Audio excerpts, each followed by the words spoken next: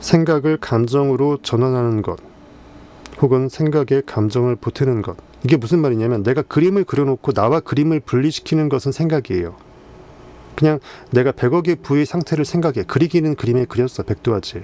근데 나는 여기 있고 그림 거기 있는 거예요. 100억의 상태하고 나하고 분리가 돼서 나는 빵원, 100억 거기, 나 빵원. 이게 생각이고 감정은 느껴서 붙어버리는 거예요. 이미 내가 그인 걸 내가 이미 느끼면서 생각을 나로 받아들여버린 상태가 생각의 감정을 주입하는 것 또는 생각을 감정으로 전환하는 것이라고 표현하고 있습니다. 다른 말로 쉽게 말해서 믿음이에요. 믿음의 상태. 믿음이라는 것은 굳이 그것을 의식해서 의도하지 않아요. 굳이 그럴 필요가 없어. 이미 나는 이미 내가 100억 가진 사람은 내가 100억을 가지고 있냐 하면서 머릿속으로 막 생각해 안 하죠. 당연하게 여기죠. 오히려 1000억을 생각하죠. 그 똑같은 거예요. 이미 있는 것을 우리가 소망하지 않습니다. 이미 나는 그 상태로 느껴버려서 믿음이 다 있기 때문에 이미 안식하고 받아들였기 때문이죠. 이것은 현실에 아직 100억이 나타났든 안 나타나도 상관이 없어요. 내가 그걸 받아들여버린 순간 나타나는 것은 시공간이 압착돼서 짜부가 되어서 자연은 진공을 싫어하기 때문에 시간 문제일 뿐인 거예요. 이렇게 생각의 감정을 보태고 즉 생각을 감정으로 전환한다라는 것만으로 즉 성경적으로 말하면 믿는다라는 거예요. 너는 믿느냐? 예수의 옷자락을 만졌던 혈루병 환자 12회. 내가 예수의 옷깃만 스쳐도 나을 것이라는 그 생각이 낫게 했다는, 그래서 내 믿음이 너를 구원하였다. 내가 너를 구시킨 게 아니다라고 예수는 말하잖아요. 상상력의 터치만 해도 나는 나의 상상력의 믿음의 그 사란톨도 안 되는, 좁사란톨도 안 되는 그 힘으로 나는 완벽하게 치유가 될 수 있다는 거예요. 사실상 나의 인식의 힘은 너무나 완벽하기 때문에 그 인식의 힘을 진짜 완벽하고 무한하게 다 완벽하게 진짜 하나님 할아버지가 될 정도로 믿을 필요가 없어요. 그렇게까지 내 안에 IM은 그렇게까지 안 바래요. 인간한테 100분의 1, 1000분의 1만 살짝이라도 진심으로 믿어준다면 그 찰나의 믿음이 우리를 치유시키고 우리를 부욕해 하고 우리를 평강케 할 수 있다는 거예요. 그게 결국 자신감이에요. 내가 나를 믿지 않으면 누가 나를 믿어줍니까? 그러니까 자가치유라는 게 그겁니다. 내 안에 100명의 의사가 있어요. 자가치유가 가능하다는 생각은 어떤 믿기 어려울 수 있다. 저 자신조차도 종양이 자연스럽게 줄어든다거나 휠체어에 앉아있던 사람이 일어나 걷는다거나 편두통이 사라진다거나 하는 등의 결과를 기대하진 않았다. 그런데 그의 워크숍에 참가한 사람들이 조의 생각을 온전히 받아들였을 때, 즉 조는 이론적으로 머리로 알고 있는 걸 얘기해요. 그럴 것이다. 근데 그것을 받아들인 사람이 진짜 믿음으로 받아들이면 받아들인 그 믿음의 힘이 하나님의 힘이기 때문에 그걸로 나았다라는 거예요. 그런 결과들이 저절로 나타나기 시작했다. 성전 미문에 나면서 앉은 뱅이 38년 된 앉은 뱅이를 베드로 요한이 금과는 나 없지만 내게 있는 이것을 내게 주노니 나사렛 예수 이름으로 일어나 걸으라 했더니 일어나 걸을 때 누가 제일 놀랐을까요? 물론 이것이 의인하고 성의사학적인 거지만 진짜 리얼 팩트라고 역사로 따진다면 베드로 요한이 더 놀라요. 놀라 자빠져요. 나는 그냥 말해봤을 뿐인데 얘가 그걸 진짜 믿네. 그 믿음이 얘를 구원한 거예요.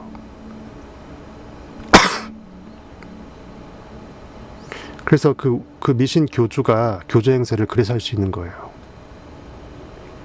지는 아무 힘이 없어도 뻥까뻥까 쳐도 그걸 다 받아먹고 믿네. 그러니까 그 중에 한 100에 한 명 암이 났고 막 그러는 거예요.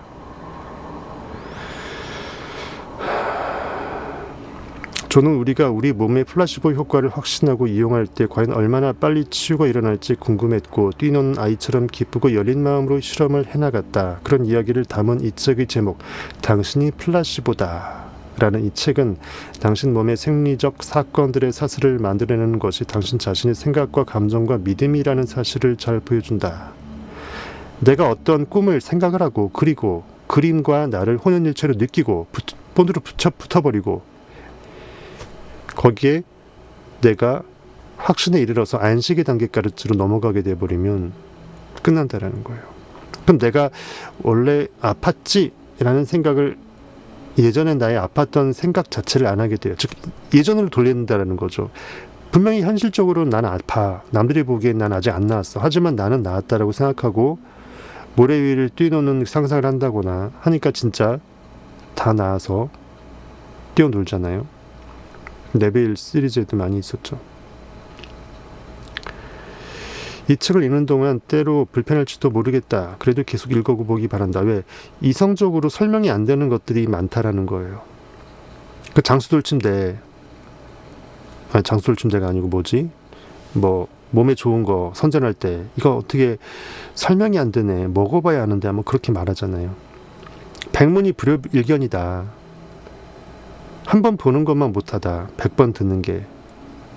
즉 직접 내가 경험해 본 것만 못하다라는 거예요. 이론적으로 알고 있는 것은 그냥 탁상일 수 있다라는 거예요.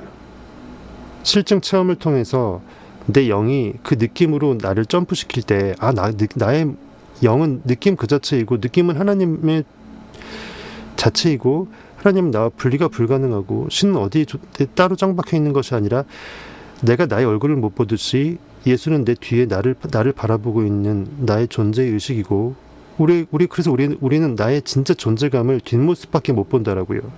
존재감은 뒷모습에 나타나거든요. 즉 내가 내 얼굴을 못 본다라는 거예요. 느낄 수 있을 뿐이에요.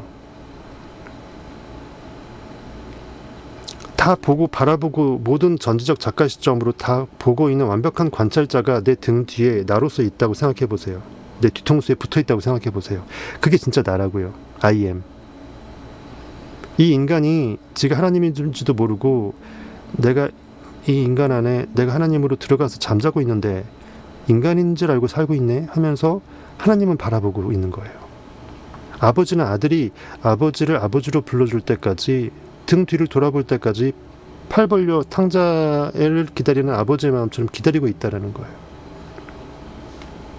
그것이 병의학적으로 환자가 치유될 때 순간 내가 나를 되돌아보고 나의 아버지한테 안기는 거예요. 완전한 나의 치유에 그 어떤 아픔도 어떤 결핍도 밸런스 깨진 것도 불가능한 완벽한 나의 치유라는 말은 나았기 때문에 더 이상 아픔이 없어지는 거잖아요. 즉 나았다는 생각도 안 하는 게 진짜 낫는 거예요. 난 나았다는 생각은 어디 아프다라는 거에 반증이잖아요. 진짜 나은 사람은 나았다라는 생각도 초월하게 돼요. 즉 완벽한 평상의 일상으로 돌아가는 게 진짜 나은 거예요. 내가 아팠는지도 기억할 수 없을 정도로 뭔가에 빠져서 그것에 매진하고 있고 내가 기쁨과 황홀함과 즐거움과 감사와 찬양의 예배를 드리는 영적인 상태에 있을 때 나는 이미 그인 거예요. 예전에 내가 아팠었지 하면서 기억을 되살릴 필요도 없어. 왜? 이미 나는 그이니까. 그러니까 기억이 완벽하게 조작되고 완벽하게 잊혀질 정도가 돼야 나는 더 이상 예전에 그가 아니게 되는 거예요. 그땐 그랬지라는 생각도 더 이상 안 하게 돼. 그래서 옛것은 지나갔으니 새로운 피조물이라 새롭게 되었도다라고 성경은 말하는 것입니다. 그러니까 환자가 내가 환자였지라는 생각을 까먹을 정도로 나의 영을 이 상상의 세계에 맡기게 되면 상상력 자체가 크라이스트이기 때문에 나는 주의 옷자락을 만진 여인 그 혈루병 앓은 10개 혈루병 앓은 여인의 성경 속 이야기의 그 우화의 그 주인공이 된다는 거예요. 그 어떤 어두움도 밸런스가 깨진 상태도 완벽한 빛 가운데에서는 어둠은 원래 없었던 거로 됩니다. 그렇죠? 완벽한 빛 가운데 그 앞에서 나 어둠이 있네 하면서 나 어둠이에요 하면서 까불어요? 어둠은 없음이에요. nothing이에요. nothing은 원래 없는 거야. 즉 아픔은 없는 것이고 나의 결핍은 없는 것이고 나의 병은 원래 없는 거예요.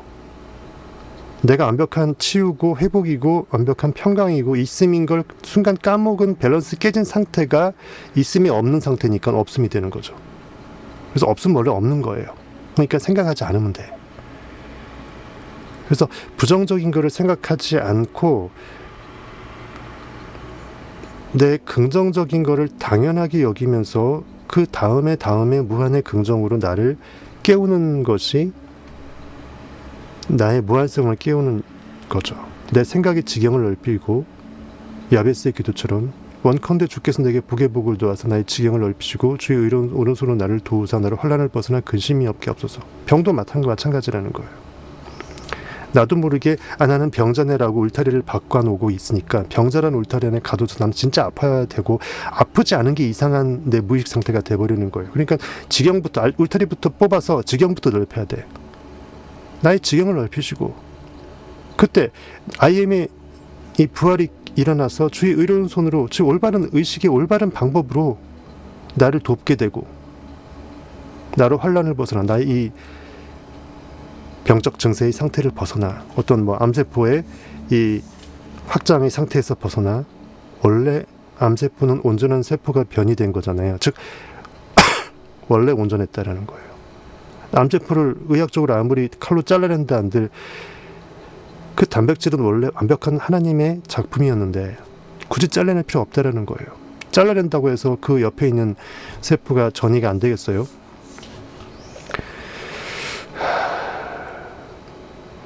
그런 겁니다. 비유하자면 그런 거예요.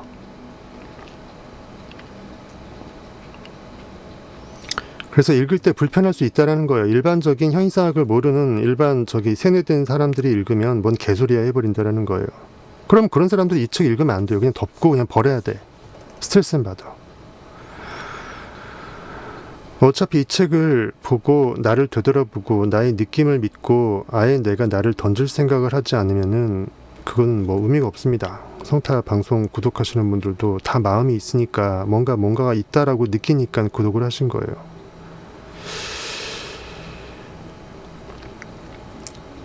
그러니까 불편함은 불가피한 변화와 호르몬 설정값이 흔들리는 것에 저항하는 당신 과거의 자아가 느끼는 것이다. 저는 그 불편한 느낌이 과거 자아의 소멸이 야기하는 생물학적 감각일 뿐이라며 우리를 안심시킨다. 즉 불편함이라는 게 병이 치유되면서 명현현상이라고 해서 더 아파오죠. 독성이 배출되면서 내 독성이 더 내 몸을 더 두르면서 배출되는 사이에 예를 들어서 자동차 배기가스가 나오는데 매연 나오는 순간 오히려 매연을 맞게 되잖아요. 그거 똑같은 거예요. 독성이 배출되기 위해서 나와야 되는데 나오면서 그걸 내가 더 호흡기로 더 맞게 되죠. 그러면서 내가 독성에 의해서 더 힘들어하죠. 똑같은 겁니다. 내 안에 귀신이 나갈 때 더 우르르 부르르 떨면서 발악을 하듯이 정작 나간 후에는 평안해지잖아요. 그러니까 어느 정도의 불편함은, 낯설음은, 어색함은 당연하다라는 거예요. 왜냐하면 내가 그동안 진리의 반대편에 있었기 때문에 진리는 낯선 게 당연한 거예요.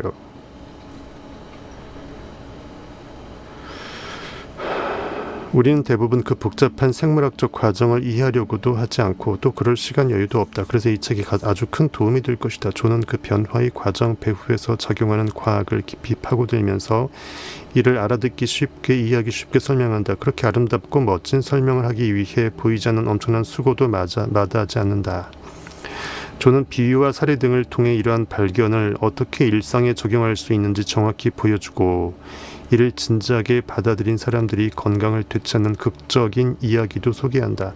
우리가 이런 이야기를 소개하면서 그냥 남 얘기 그냥 듣는 거로 끝나지 않고 나의 삶을 되돌아보면서 나 또한 치유가 될 수 있다, 회복이 될 수 있다. 꼭 병의학적인 것이 아니더라도 내가 뭔가 바라는 무엇이 있는데 그것이 바라기만 하고 나는 그럴 수 없어라는 나도 모르는 나의 무의식이 있을 수 있다는 것, 그걸 깨뜨릴 수 있는 기회라는 거예요. 새로운 세대의 연구자들은 조가 윤곽을 잡은 연구에 자기 주도 신경 가소성, 내가 주체가 되어서 주가 되어서 IM이 되어서 주가 부활해서 현실 종을 하드캐리하는 그 주, 자기 주도 신경 가소성, self-directed neuroplasticity라고 되어 있습니다. plasticity에 뉴로가 붙은 거예요. 뉴로, 신경 가소성.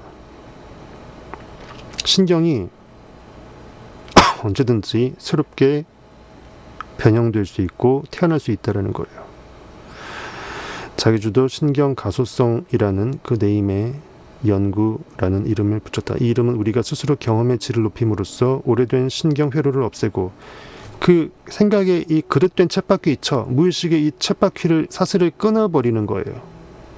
베드로가 감옥에서 사슬을 끊고 나오는 거죠. 옥문이 열리는 거예요.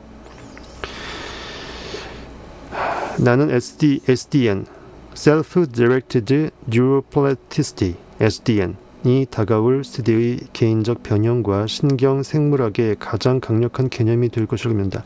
머리가 나는 나빠라고 생각했고 실제로 맨날 빵점 받아서 공부도 안 해서 IQ가 전응하였어. 근데 이것이 내 생각과 경험과 사람들의 그 시선과 그것을 내가 스스로 받아들였던 나의 캐캐묵은 무의식과 그리고 선천적으로 부모님이 머리가 나빴기 때문에 난 머리가 나쁜 게 당연하다는 그 생각이 머리 나쁘게 한 건데 이걸 깨뜨릴 수 있으면 당연히 이 순간 도끼 방망이를 한번 휘두를 수 있다는 거예요. 요술봉을 휘둘러서 그 향단이가 춘향이가 될 수 있고 요술공주 민기처럼 하녀가 여왕이 될 수 있다는 거예요. 나의 영적 지혜 또는 세상적 지식의 지혜는 내가 나를 믿어준 만큼 새롭게 소생할 수 있습니다. 신경 가소성이죠. 내가 뇌에게 명하는 것이기 때문에 IM의 권능으로. 그래서 뇌는 그 말을 듣고 따라서 종이 되어서 주인님 알겠습니다. 나는 천재였군요 하면서 뇌가 바뀐다니까요. 뇌가 나를 지배하는 게 아니라 내가 뇌를 지배한다고요. 뇌는 나의 도구입니다. IM의 도구예요. 고깃덩어리예요. 뇌가 지가 힘이 있어서 뭘 하는 게 아니에요. 이걸 여러분이 믿으시면 뇌를 초월할 수 있습니다. 그리고 뇌를 바꿀 수 있어요.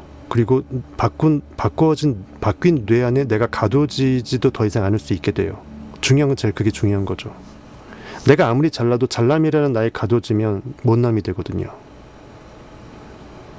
나의 잘남을 자꾸 잘남으로 남과 비교하는 순간 분열이 일어나고 나의 완전성은 깨지고 원래 내가 완벽하게 무한했다라는 것을 하나님이 직접 하나님으로 깨어나서 하나님임을 알게 되었다라는 그 하나님의 시선이라면 모든 게 원리스이기 때문에 분리가 불가능하고 비교가 불가능해요. 더 이상 잘난 체를 할 필요가 없죠. 그게 진짜 잘난 거예요. 즉 완벽하게 초월해서 나의 아이엔리스 신성으로 나를 깨운 게 진짜 잘난 거죠. 그런 면에서 보면 계속 성경 통독하면서 부활을 강의했던 네빌은 진짜 잘난 거예요. 인간적으로는 별 볼일 없었다 해도 영적으로는 잘난 거예요. 누가 알아줄 필요가 없어요. 채점을 왜 남한테 맡겨요. 내가 나한테 채점해주면 되지. 이 책의 2부에 소개하는 명상 훈련 부분에서는 형이상하게 구체적인 모습으로 여러분에게 제시될 것이다. 당신도 이러한 명상을 쉽게 할 수 있다. 그리고 스스로 자신의 플라시보가 될 때, 즉 내가 나의 약이 된다라는 거예요. 내가 나에게 약을 준다라는 거죠. 우리가 병 주고 약 주고란 말 있잖아요. 누가 줘요? 내 인식이 나에게 병도 주고 약도 주고. 생사화복이 다 내게 있다라고 성경에 돼 있습니다.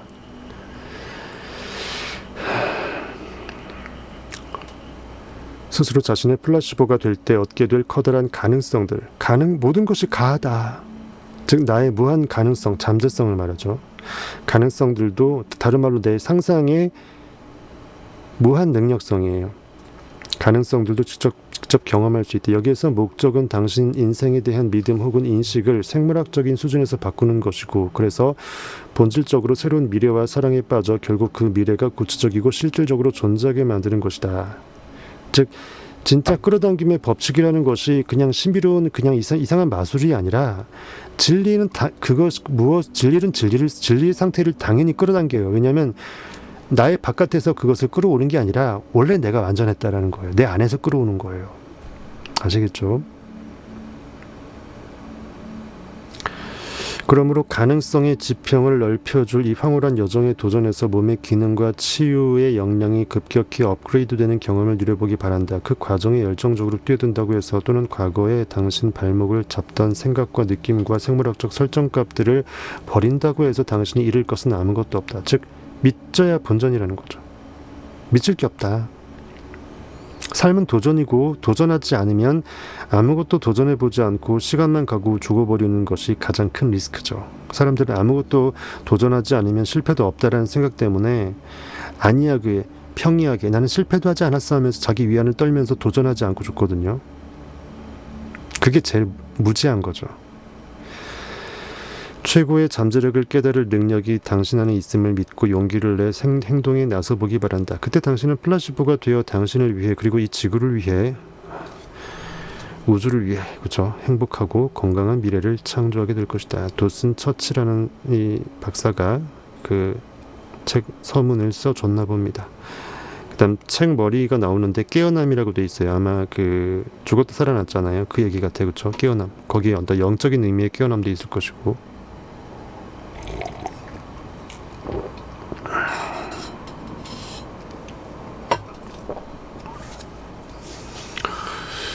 예, 감사합니다. 예, 10,000원 큰돈 주셨네요. 잘 받겠습니다.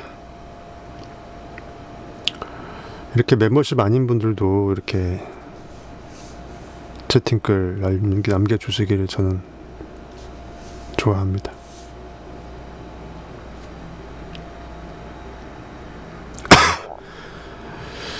이 모든 일에 어떤 것도 전혀 기획이 없었다.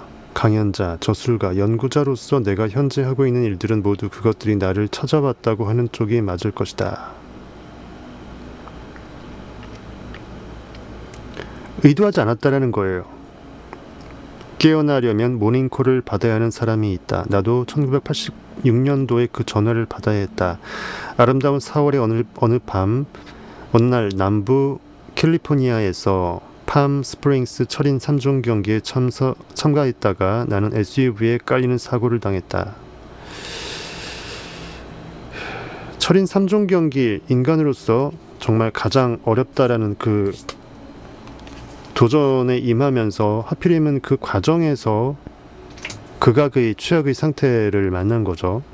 이거 우리가 엎친 데 덮쳤다고 말을 하는데, 야, 상상이 안 갑니다. 우리가 각자가 이러한 상황에 직면했다 그러면 도저히 상상이 안 됩니다. 그 사고는 일종의 특혜였고 뭐다?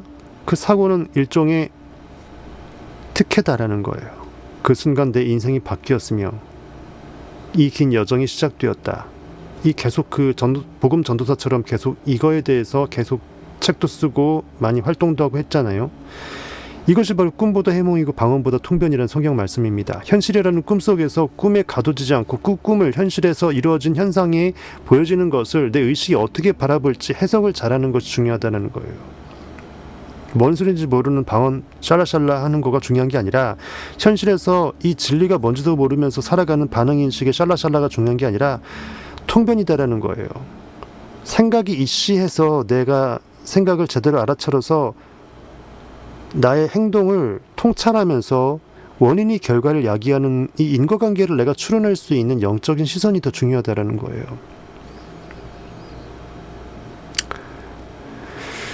우리가 고난당한 것이 내게 특혜입니다. 이로써 내가 주의 윤리를 배웠다라고 성경은 말합니다. 물론 성경에서는 특혜라는 말은 없어요. 유익이라고 말합니다. 프리벌리지, 유익, 특권이에요. 나의 권리예요. 내가 차려 먹을 수 있는 거예요. 밥상인 거예요. 그 당시 나는 23살로 캘리포니아 라후야에서 짧다면 짧은 기간 카이로프랙틱, 그 척추 교정 지압 요법 다 이름 들어보셔서 아시죠? 카이로프랙틱 공부를 했고 그 철인 3종 경기에 참가하기 위해 몇 달 동안 고된 훈련을 마친 상태였다. 이 사고는 수영 레이스를 마치고 자전거 레이스를 했을 때 일어났다. 야, 그 숨쉬기도 힘든데 수영 다 끝난 다음에 이제 자전거를 타려고 하는데 일어난 거예요. 철인 3종 진짜 도중이었네요. 나는 힘든 전환점에 다다르는 중이었고 그곳에서 일반 차량들과 만나게 된다는 사실을 잘 알고 있었다.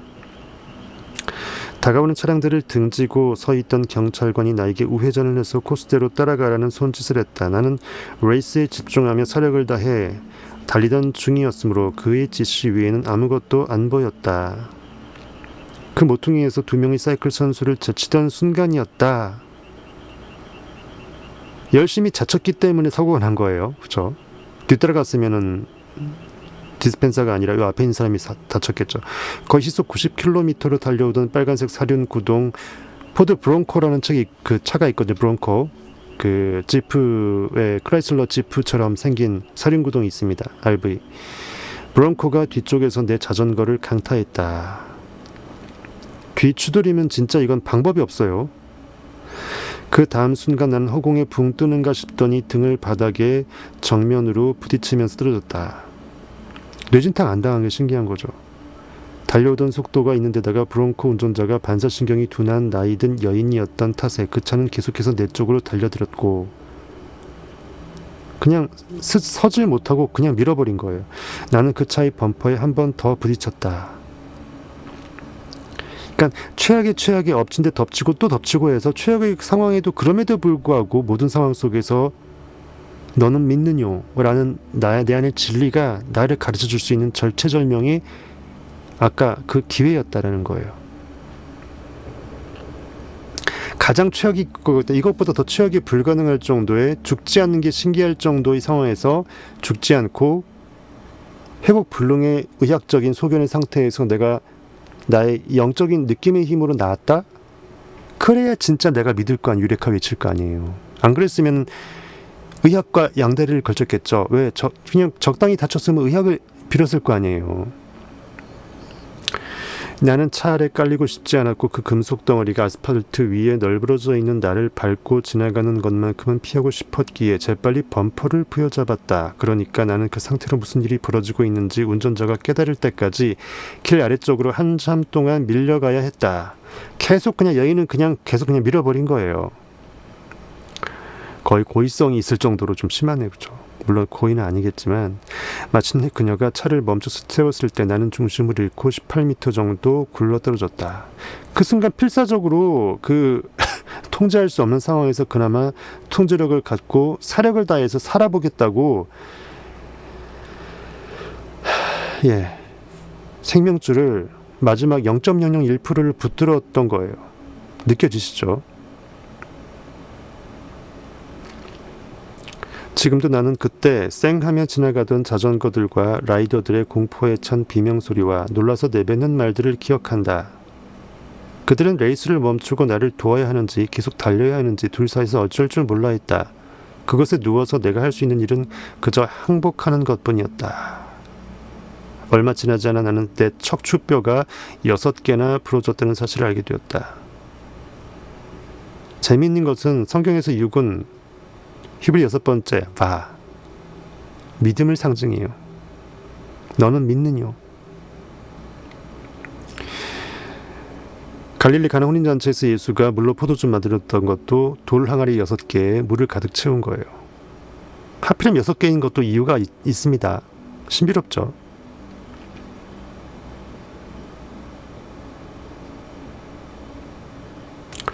나는 견갑골에서 신장까지 걸쳐있는 흉추 8, 9, 10, 11, 12번과 요추 1번의 압박 골절을 입었다. 사각형 덩어리들이 한 줄로 쌓여있는 것이나 다름없는 척추가 그렇게 강하게 바닥에 부딪혔으니 그 충격에 무너지고 눌려버린 것이다. 깨진 척추뼈 중 가장 위쪽에 있는 흉추, 가슴 쪽이죠. 흉추 8번은 60% 이상이 부서지고 척수를 보호하는 원호궁이라는 게 있대요. Circular Arch라고 있습니다. 그 원호궁은 부서져 프레첼 빵 모양으로 비틀어져 있다. 우리 프레첼 같은 거 있죠. 어디 비틀어져 있는 그 빵 아시죠? 척추뼈가 압박되어 부서지며 뼈들이 어디론가 흩어지게 마련이다. 나의 경우 부서진 뼈 조각들 상당수가 척수 쪽으로 돌아갔다. 이것은 결코 좋은 양상이 아니었다. 사고 다음날 나는 일련의 신경학적 증상들을 느끼며 깨어났다. 여러 형태의 통증, 다양한 수준의 마비, 따끔거림, 양쪽 다리 일부의 감각 상실, 그리고 움직이려 들 때마다 전해오는 끔찍한 고통, 마치 통제할 수 없는 악몽을 꾸고 있는 것 같았다. 어떻게 말로 표현합니까? 최악인데. 온갖 종류의 혈액검사, 엑스레이 검사, CT 촬영, MRI 촬영을 했고 정형외과 의사가 내게 그 결과들을 보여주며 사뭇 엄숙한 표정으로 결론을 전했다. 엄숙할 때는 언제예요? 아주 중한 병 선고를 내릴 때죠. 척수로 들어간 뼈 조각들이 문제를 일으키지 않게 하려면 아무래도 해링턴 로드 1953년도 미국의 폴 해링턴이 고안해 1990년대 말까지 척추 측만증, 척추가 휘어진 사람들이죠. 이렇게 S자 모양 휘어져갖고 제대로 기립을 할 수 없는 척추 측만증 환자에게 삽입 시술을 되던 일종의 막대가 해링턴 로드라는 거죠. 로드 막대라는 뜻이죠. 낚싯대 로드.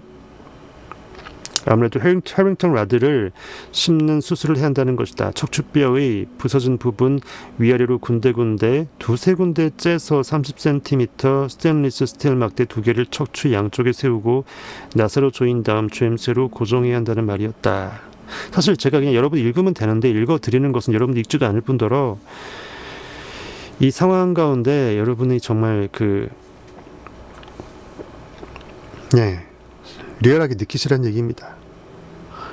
제가 오디오북 되는 걸 제일 싫어하기 때문에 영적으로 내 영이 말하는 특별한 얘기는 아무리 해도 지치지 않는데 이건 목만 아프거든요. 그래서 해드립니다. 그래서 시간이 아까워서 말이 빨라지는 거예요. 그 다음 엉덩이 뼈를 약간 긁어내 2막대 붙이겠다고 했다. 큰 수술이 될 테지만 그래야 최소한 걸을 가능성이라도 있다고 했다. 그렇다고 해도 나는 알고 있었다. 최소한 걸을 수라도 있기 위해서 한 조치였다라는 거예요. 수술을 해도 어느 정도는 장애가 남을 것이고 남은 평생 고통을 안고 살아가야 한다는 걸 말이다. 이미 이성적으로는 알고 있었던 거예요. 이거 끝났다라는 거. 정상적인 사람이 아니다라는 거예요. 소위 말 반병신이죠. 말할 것도 없이 달갑지 않은 제안이었다. 멘붕에 멘붕 할아버지가 왔을 것입니다. 저라면 그랬을 것 같아요. 질리고 나발이고 이 정도면은 말 다 했죠. 하지만 그 수술을 받지 않으면 온몸이 마비될 게 명확해 보였다. 팜스프링스 지역 최고의 신경과 전문의도 그 의견에 동의했으며 나와 상태가 비슷한 사람 중에 수술을 거부한 사람은 미국에서 한 명도 본 적이 없다고 말했다. 제발 해주세요. 나 살고 싶어. 못해서 안달이라는 거예요. 압박 골절을 입은 흉추 8번이 쐐기 모양으로 짓눌려 있었기 때문에 일어서려 해도 척추가 몸의 무게를 견딜 수 없었다. 일어서면 척추가 무너지면서 부서진 척추뼈 조각들이 척수 안으로 더 깊이 말려 들어갈 것이며 그러면 가슴 아래 전체가 즉각 마비될 터였다. 그것 또한 전혀 매력적인 제안이 아니었다. 나는 집에서 가까운 라호야의 한 병원으로 보내졌고 그곳에서 남부 캘리포니아에서 유명하다는 한 외과 의사와 다른 한 의사의 진단을 받았다. 그 2 의사 모두 해링턴 라드를 심는 수술을 받아야 한다고 했다. 진단들이 상당히 일관성이 있었다. 그럴 수밖에 없는 게 그들은 그 매뉴얼이 있잖아요. 보이는 피지컬만 째고 넣고 하는 것밖에 없기 때문에 어쩔 수 없습니다. 당신은 나을 수 있습니다 하면서 믿으십니까? 믿으세요. 이런 형이상학을 가르치겠습니까? 뭐 하겠어요. 수술을 받거나 마비되어 다시는 걷지 못하거나 내가 의사였더라도 이 수술을 권했을 것이다. 조 디스펜자도 당연하고 그걸 너무 당연하게 받아들일 정도로 당연지사였다라는 거예요. 그것이 가장 안전한 제안이었으니까. 다른 말로 면피할 수 있는 거죠. 뻔한 대답일수록 피는 면하잖아요. 하지만 나는 그 제안을 따르지 않았다. 저는 이게 정말 용기 있다라고 생각해요.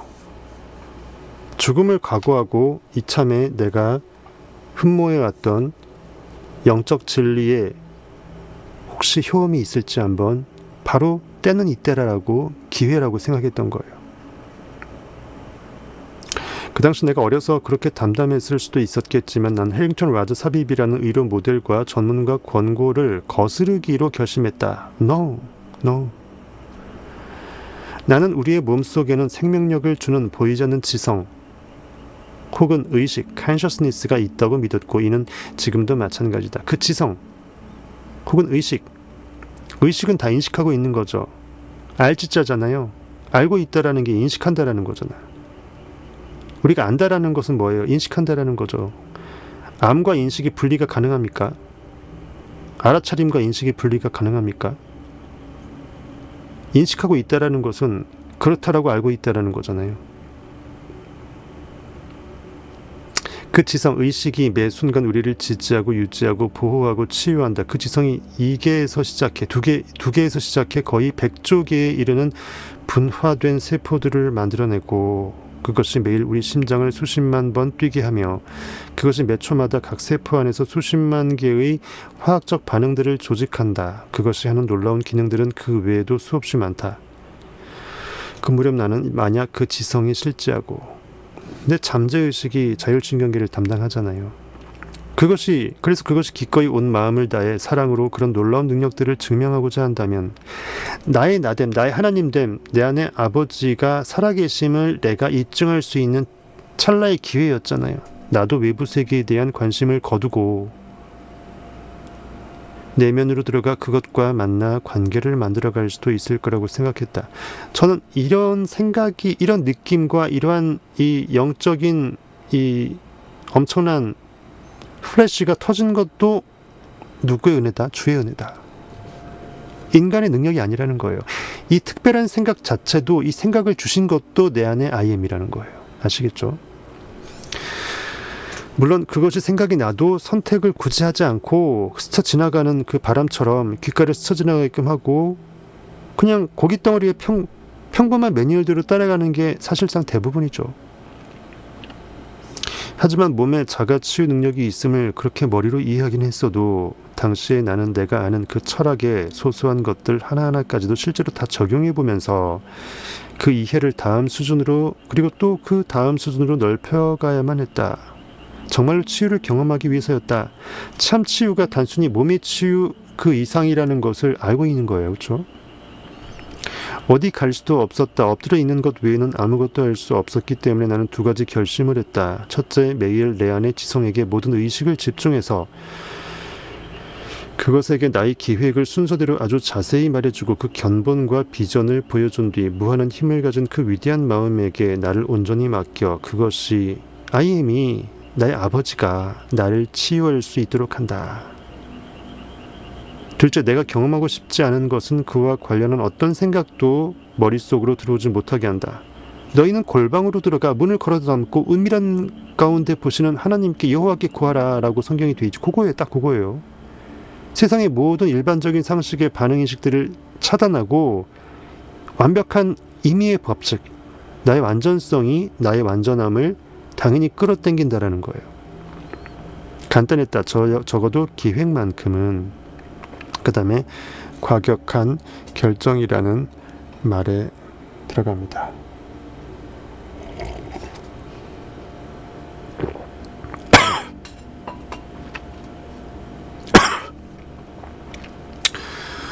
담당 의료진의 충고를 듣지 않고 나는 구급차를 타고 병원을 나와 당시 가까운 친구 둘과 함께 살던 집으로 돌아갔다. 그 집에서 나는 치유에 집중하며 석 달을 머물렀다. 말하자면 나는 임무를 수행한 것이다. 미션.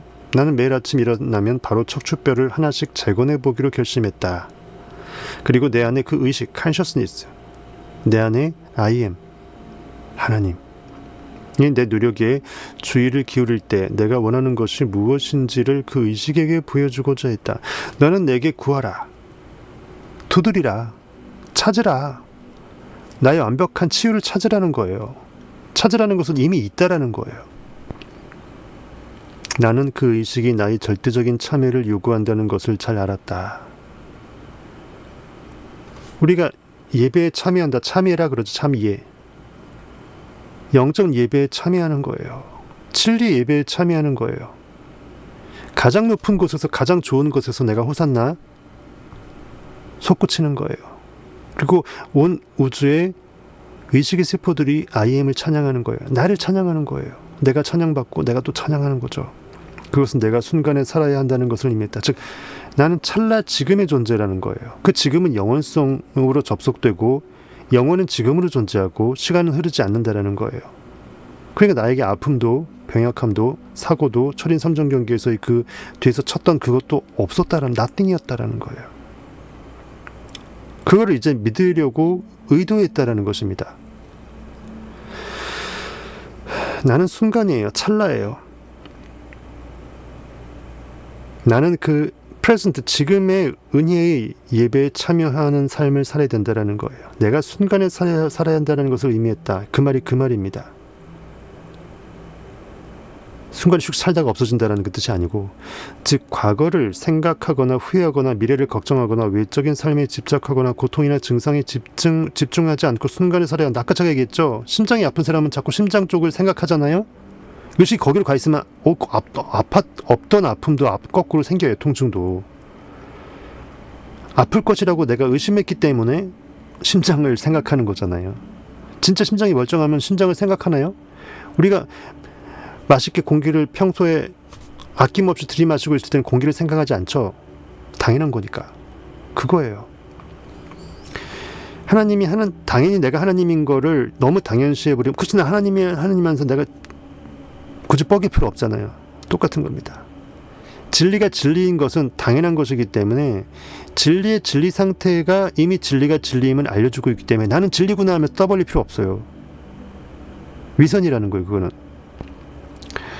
인간 관계에서도 그렇듯 상대가 지금 여기에 나와 함께 있는지 아닌지는 금방 알 수 있지 않은가. 의식한다는 것은 알아차린다라는 뜻이고, 알아차린다라는 것은 주의를 집중한다라는 뜻이며, 주의를 집중한다라는 것은 현재에 존재하며 주목한다라는 뜻이기 때문에 그 의식은 내가 현재에 존재할 때, 현재 존재하는 건 뭐예요? 시제가 현재라는 거예요. I am이에요. I was도 아니고 I will도 아니고 I will be도 아니고 I was도 아니고 I am. 즉 being 그 자체, 비동사. 근데 나는 언제나 나로 존재하지, 너로도 존재하지 않고 he, she 3인칭으로 존재하지 않죠. 그러니까 무조건 나는 비동사 중에 I의 비동사 am이라는 거예요. 애미 하니까 엄마 할 때 애미가 생각이 나네요. 나는 애미예요.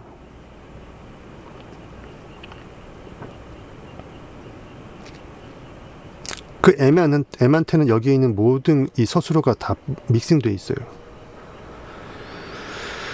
그 의식은 내가 현재에 존재할 때와 그렇지 못할 때를 알아차릴 터였다. 즉 지금의 완전성으로 영혼 가운데 영혼을 추구하는 느낌으로 지금 영혼이 그러고 있느냐, 이미 나는 그라는 전제로 깔고 있느냐, 초월하고 있느냐, 안식하고 있느냐의 상태인가, 아니면은 과거의 회한이나 과거의 팩트에 묻혀져 있느냐, 아니면 아직 오지 않은 미래에 대해서 아쉬워하면서 미래를 그러하면 어떡하지 저러면 어떡하지 하면서 막연하게 그리워하거나 막연하게 불안해하거나 조급해하거나 그런가, 이 딱 둘 중에 하나라는 거예요.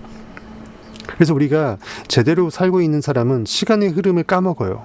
원래 시간은 존재하지 않았으니까. 즉 그때 시간을 초월하는 삶이 되는 거예요. 그럼 공간도 초월하게 돼요. 내 팔다리가 나가 아님을 완벽하게 알고 굳이 팔다리가 나인지 궁금해하지도 않아요. 도 닦은 사람들이 내 머리 내놔라, 제자들한테 내 머리 내놔라고 선생이 제자 혼내는 게 그거예요. 내 머리가 내가 아님을 내가 완벽하게 알아버린 거거든. 몸뚱아리가 안 보이는 거예요. 초월하는 거예요. 지금 내가 비로소 여러분들과 말씀 나누다가 머리를 생각하니까 그때 머리가 있구나라고 생각하지, 그전에는 이 말에 집중되어서 머리 생각을 못했잖아요. 난 머리가 없는 거예요. 즉 나의 현존과 나의 의지와 나의 마음은 그것의 현존과 그것의 의지와 그것의 마음에 딱 들어맞아야 한다. 따라서 나는 하루에 2번 각각 2시간씩 내면으로 들어가 내가 의도한 결과의 그림을 만들어내기 시작했다. 당연히 완전히 치유된 척추 그림이었다. 파손된 거 없이 6조각이 아니고 완벽한 안식으로 딱 에스겔이 마른 뼈 똑같잖아요. 뼈 조각들이 딱 통합이 되잖아요. 물론 나는 내가 얼마나 무의식적으로 살고 있고 또 산만한지도 알게 되었다. 이제 그 삶을 관조하고 바라볼 수 있게 되면은 나를 떨고서 나를 바라볼 수 있잖아요. 위기나 트라우마의 순간 우리는 원하는 것보다 원하지 않는 것을 더 생각하는데 너무도 많은 주의와 에너지를 소비한다는 걸 나는 그때 깨달았다. 인간의 이 쳇바퀴가 없던 탈도 있어야 되고 억지로 먼지를 털어서 먼지를 만듭니다. 네거티브한 것을 오히려 골라내야 되고 문제거리를 만들어내요. 원래 문제는 없었는데. 처음 몇 주 동안 나는 나의 그런 경향에 죄책감을 느꼈다. 내가 그렇게 살아왔구나 하면서 자성을 했을 거 아닙니까? 그런 경향이 매 순간 이어졌으니까 말이다. 완전히 회복된 척추로 살아가는 내가 원하는 삶을 창조하는 명상을 한창 하던 중에 나는 갑자기 결코 다시는 걷지 못할지도 모른다던 몇 주 전 의사들이 한 말을 떠올렸다. 파도 이제 비로소 생각이 난 거예요. 한참 지났는데, 몇 주 지났는데. 나는 분명 내면에서 척추의 재건의 한창이었는데 영으로 무너진 성전을 중수하고 있죠. 수르바벨 성전을 중수하고 있는 거예요. 성경적으로 말하면. 다음 순간에 보니 내 카이로프랙틱 사업체를 팔아야 하나 만화로 스트레스를 받고 있었다. 나는 다시 걷는 모습을 머릿속에서 한 단계씩 시연하던 중에도 나머지 인생을 휠체어에 앉아 살게 되면 어쩌지 하고 염려하는 나 자신이 보였다. 의심하는 도마의 내 이 속성이 느껴지는 거예요. 그때 성경에서 뭐예요? 예수한테 그랬죠. 예수가 도마한테 예수 옆구리 창자국 만지고 너는 나를 본거로 믿느냐? 보지 못하고 믿는 자가 복되도다. 아직 이 조세 모피란다. 조 디스펜자 입장에서는 내 팩트적인 두 눈의 육의 눈으로 나의 완벽한 상태를 보지 못했잖아요. 오히려 그때 보지 못하고서 믿는 것이 진짜 믿음이라는, 그게 진짜 복이라는 거예요. 진짜 그것이 나의 무한성을 모든 상황 속에서 그럼에도 불구하고 알아차린 믿음이라는 거예요. 그것이 나의 삶을 바꾼다라는 거예요. 어떤 상태였는지 상상이 갈 것이다. 사실 말이 그렇지 책에 나왔으니 얼마나 힘들었겠어요. 그래서 나는 마음이 산만해져 바깥 세계를 방황할 때마다 전체 상상을 처음부터 다시 시작했다. 하다가 상상하다 중간에 끊기잖아요. 흐름이 흐지부지 되잖아요. 딴 생각으로 넘어가고 그럼 다시 이제 처음으로 돌아가는 거예요. 네빌 고다드가 집에 바베이도스에 가고 싶은데 뉴욕에서 돈은 없고, 하지만 압둘라는 너는 이미 바베이도스에 있다라고 해서 방문을 나가서 그냥 뻥 차버렸잖아요. 그때 이제 상상을 하면서 내가 배에 오르고 있고 그런 것을 다 상상했잖아요. 나중에는 다 돈이 오고, 형으로부터 갑자기 연락이 오고 돈이 오고, 크리스마스에 가족 모임 하자고 해서 명령을 하면서 돈 엄청 주고 입을 옷도 주고 티켓도 다 주고 다 했잖아요.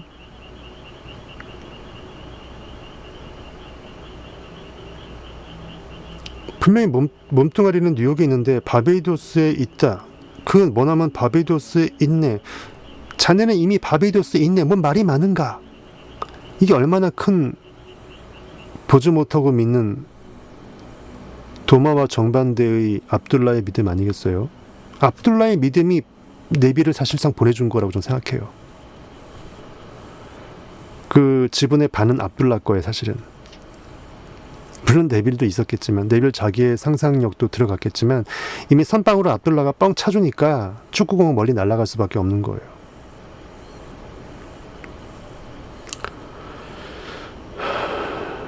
그렇게 전체 상상을 다시 처음부터 시작한 겁니다. 마치 연기자가 감독한테 트레이닝 받으면서 배우가 연기 공부하는 것과 똑같아요.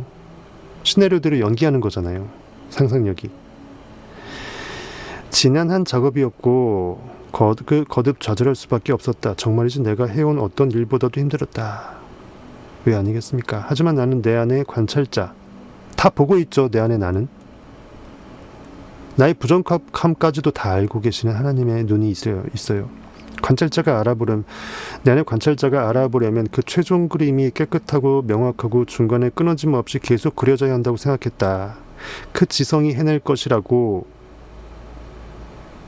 즉, 내 의식의 세계한테는 나의 완벽한 몸의 상태, 척추의 완벽한 상태가 완벽하게 지금도 실상으로 있다고 이미. 그걸 내가 믿는 거예요. 그걸 끌어도 오는 거예요. 회복이라는 것은 내가 원래 완벽했다라는 걸 전제로 해요. 회복된다라는 것은 원래 내가 그 상태였다라는 그 전제잖아요.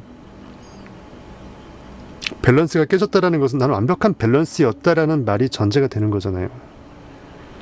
내가 희망하고 확신했던 일을 그것이 정말 할 수 있게 하려면 처음부터 끝까지 나는 의식적인 상태로 남아 있어야 한다.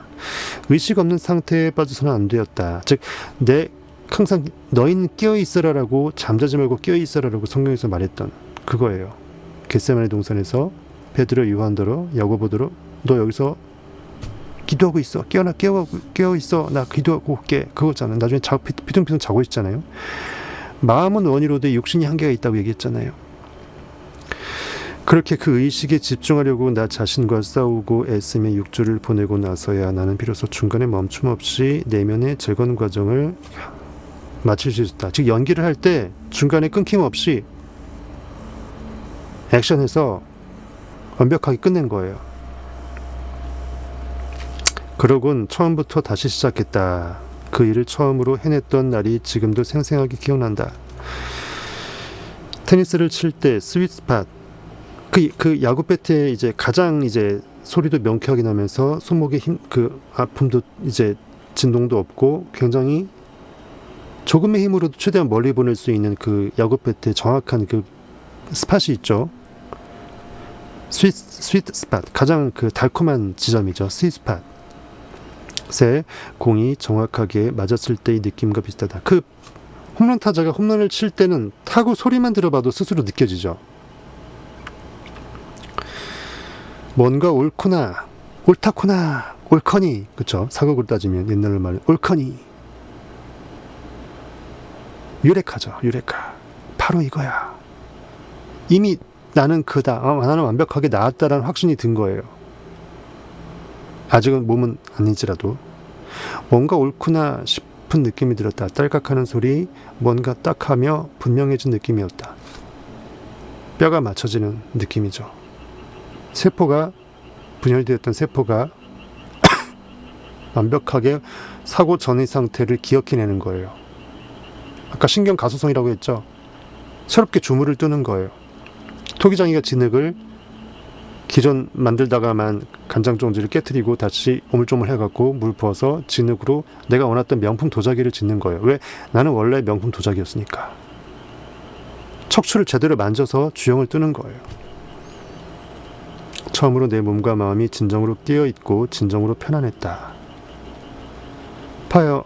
영적인 평안함, 진정한 평안함을 이 극단의 위기 속에서 나의 상상력을 내가 깨워냄으로써 찾잖아요. 머릿속에 어떤 수다도 분석도 생각도 집착도 시도도 없었다. 홀가분해지더니 일종의 평화와 고요가 가득해졌다. 과거나 미래에 대한 걱정이 더 이상 하나도 문제될 게 없는 것 같았다. 그런 깨달음에 이르자 치유될 수 있겠다는 확신이 들었다. 동시에 척추를 재건하며 원하는 심상을, 마음의 그 상입니다. 심상, 마음의 그림이에요. 내 느낌의 그림이에요. 심상을 창조하는 일이 매일 조금씩 더 쉬워지기 시작했다. 무엇보다 상당히 의미 있는 생리적 변화들이 일부 느껴졌다. 그때부터 나는 변화를 위해 내면에서 내가 하던 일을 나의 바깥, 즉 내 몸 안에서 일어나는 일과 연결해 생각하기 시작했다.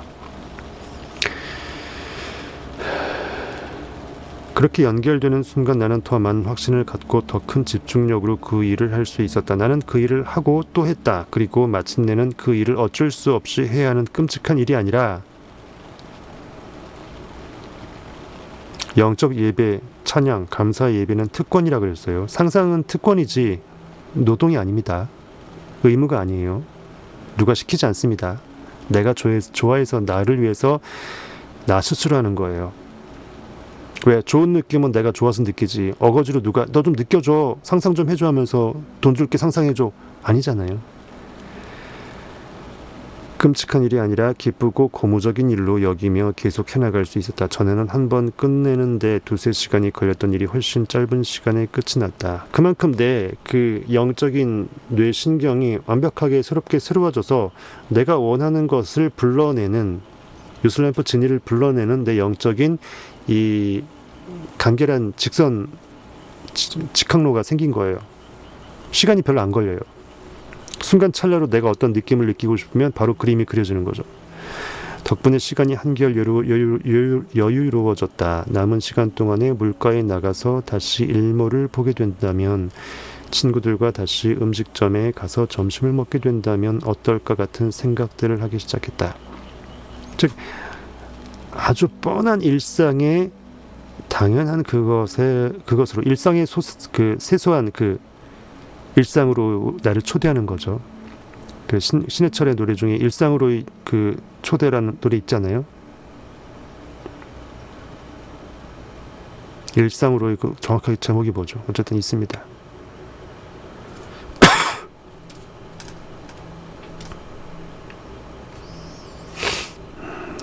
그 일상에 내가 모든 것이 완벽하게 평안해졌을 때의 상태를 일상으로의 초대네요.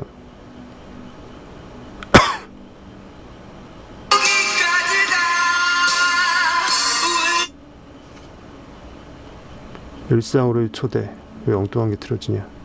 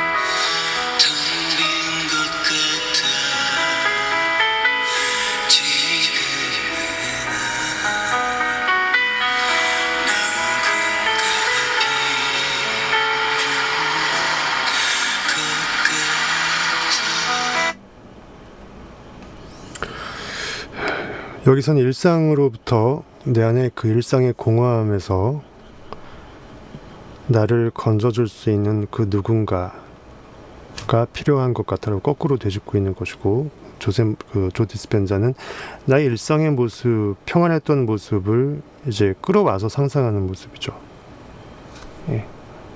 정반대의 관점에서의 일상으로의 초대가 되겠습니다. 신해철 노래 좋죠. 너무 안타깝게 빨리 고인됐어요.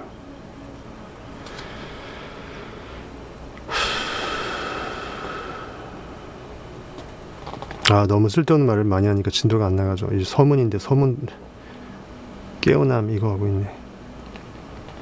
근데 제일 중요한 말이에요. 이 저자가 이 절체절명의 순간에 어떠한 그 심경과 어떠한 다짐과 어떠한 고난 역경, 그럼에도 불구하고 결국은 해냈잖아요. 이것을 우리가 우리의 삶에 적용해서 본받을 필요가 있겠습니다. 누군가 한 사람이 가능하다라는 것은 나도 가능하다라는 걸 말합니다. 걔는 되는데 나는 안 된다라는 건 없어요. 한 사람이 2000년 전에 죽었던 한 사람이 예수라면 내가 예수인 거예요.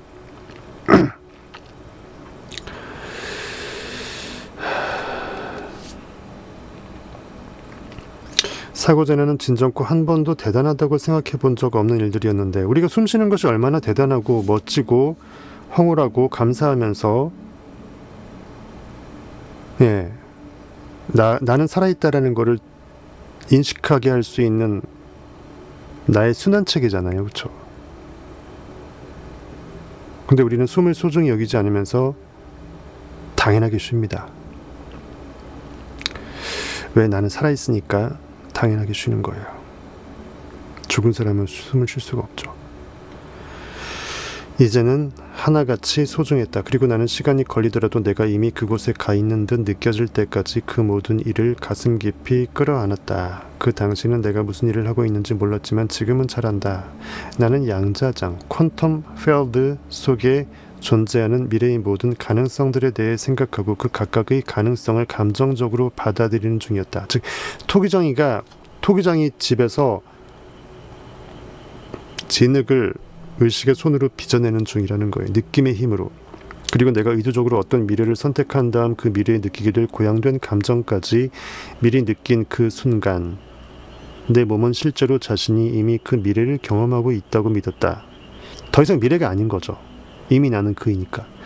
원하는 운명을 바라보는 나의 능력이 갈수록 더 날카로워지면서 내 몸의 세포들은 스스로를 재조직하기 시작했다. 다시 새로운 유전자들의 새로운 방식으로 신호를 보내기 시작했고, 그래서 내 몸은 정말로 빠르게 회복되어 갔다. 그때 나는 양자역학의 주요 법칙 중 하나를 배우고 있었다. 마음과 물질이 서로 분리된 요소가 아니고 하나의 동전이라 그랬죠. 앞뒷면이 연인은 결과이고 결과는 원인인 거예요. 의식적 무의식적 생각과 느낌이 바로 그 우리의 운명을 지배하는 청사진이라는 것 말이다. 인간의 마음과 양자장, 내 무한한 가능성의 마음 안에는 모든 가능한 미래를 구현하게 하는 끈기와 확신과 집중의 능력이 들어있다. 잠재적으로 이미 존재하는 모든 미래 현실을 끌어내려면 이 두 마음이 반드시 함께 일해야 한다. 이 두 마음이 함께 일해야 한다는 것은 종이 현실을 주로 여기지 않고 주를 주로 여기면서 주를 따라가면서 주와 함께하는 인생을 걸을 때 종도 천국으로 이끌어져 간다라는 거예요. 결과는 따라오는 거지 오직 주의 은혜, 원인의 은혜라는 거예요. 나는 그런 의미에서 우리가 인종, 젠더, 문화, 사회적 지위, 교육의 정도, 종교적 신념에 상관없이 심지어 과거에 아무리 큰 실수를 저질렀다고 해도 모두 신과 같은 창조주임을 깨달았다. 그때 생애 처음으로 내가 진정으로 축복받은 존재라고, 축복이 아니고 복받은 존재입니다. 존재라고 느꼈다. 나는 다른 몇 가지 유용한 치료도 받았다. 꿈을 이룬 사람들의 뇌라는 책이 또 있어요. 꿈을 이룬 사람들의 뇌. 원제는 Evolve Your Brain 에서 자세히 설명한 바 있는 이것이 아마 또 다른 조 디스펜자의 책일 것입니다. 식이요법 등의 섭생 프로그램 전문가 친구들로부터 받는 에너지 치유, 정교한 재활 프로그램을 시작한 것이다. 하지만 나에게는 내 안의 지성과 접촉하고 그것을 통해서 내 마음으로 내 몸을 치유하는 것보다 더 중요한 일은 없었다. 사고 후 9주 반이 지났을 때, 거의 2달이죠. 나는 일어났답니다. 일상으로 돌아왔답니다. 브라보. 이걸 누가 믿겠어요? 진단했던 의사들이 이걸 믿을까요? 특별한 신의 도움으로 가호라고 생각을 했을 것입니다. 보조장치를 집어넣지도 않았고 수술도 받지 않았다. 나는 완전히 회복되었다. 사고 10주 후 다시 카이로프랙터로서 환자들을 보기 시작했고 12주째에는 재활 운동을 계속하기는 했지만 사고 전에 하던 훈련과 웨이트 트레이닝을 다시 할 수 있었다. 완벽한 예전의 강성한 몸 상태로는 딱 12주 걸렸대요. 와... 그리고 사고 후 거의 30년이 지난 지금 나는 정직하게 말할 수 있다. 어떤 후유증이 없다라는 게 전 더 신기하죠. 교통사고 환자들은 반드시 후유증이 있잖아요. 그것은 의학의 치유의 한계가 아니라 생각의 뇌리의 기억으로 있기 때문이에요. 에너지로 있기 때문에 저장되어 있기 때문에 나는 아파야 정상인 거예요. 그러니까 후유증으로 계속 아픔이 남는 거거든요. 근데 의식이 완벽하게 바뀌어버리니까 후유증 자체가 없는 거예요. 그리고 어차피 치료도 고기 덩어리 의료적으로 한 게 아니고 그동안 등이 아픈 적이 거의 없었다고 말이다. 일반인 사람들 약간 등이 뻑적할 때도 있잖아요. 그러니까 아예 없었다고 말을 못하고 거의 없었다 라고 하네요. 예, 되게 솔직합니다.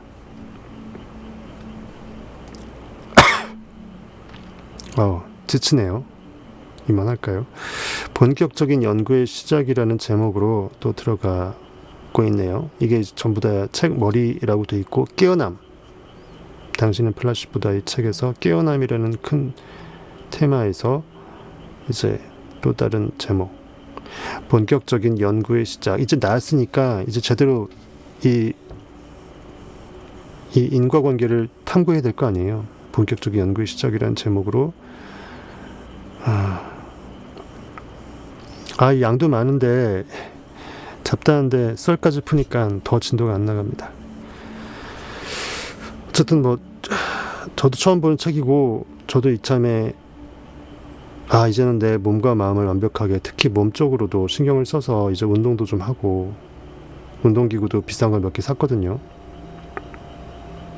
팔굽혀펴기,